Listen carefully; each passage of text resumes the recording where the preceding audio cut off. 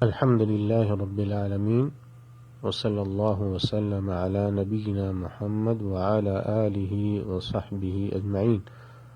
سامعین کرام، اللہ تعالیٰ نے قرآن مجید میں جہاں روزے کی فرضیت کا ذکر فرمایا ہے، وہیں روزے کا سب سے بڑا مقصد بھی ذکر فرمایا ہے۔ اللہ تعالیٰ کا ارشاد ہے لعلکم تتقون، تاکہ تم تقوی اختیار کرو۔ معلوم یہ ہوا کہ روزے کا سب سے بڑا مقصد تقوی کا حصول ہے۔ تقوی یعنی اللہ تعالیٰ کا ڈر و خوف، اللہ تعالیٰ سے ڈر کر نیکی پر نیکی کرنا اور گناہوں سے رک جانا۔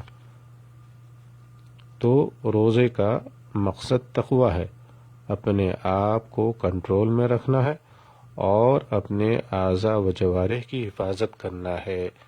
رسول اللہ صلی اللہ علیہ وسلم ارشاد فرماتے ہیں اذا كان يوم صوم احدكم فلا يرفث ولا يسخب فإن سابه احد او قاتله فليقل انی صائم، متفق علیہ۔ جب تم میں سے کسی کا روزے کا دن ہو تو فحش باتیں نہ کرے، بیہودہ باتیں نہ کرے اور نہ شور و غل کرے۔ اگر کوئی اس کو گالی گلوچ دے یا اس سے لڑے تو کہہ دے کہ میں تو روزے دار ہوں۔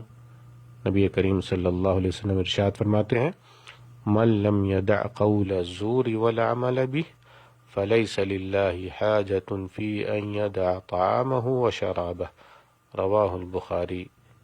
جو جھوٹ بولنا اور اس پر عمل کرنا نہ چھوڑے تو اللہ کو کوئی ضرورت نہیں کہ یہ اپنا کھانا پینا چھوڑ دے۔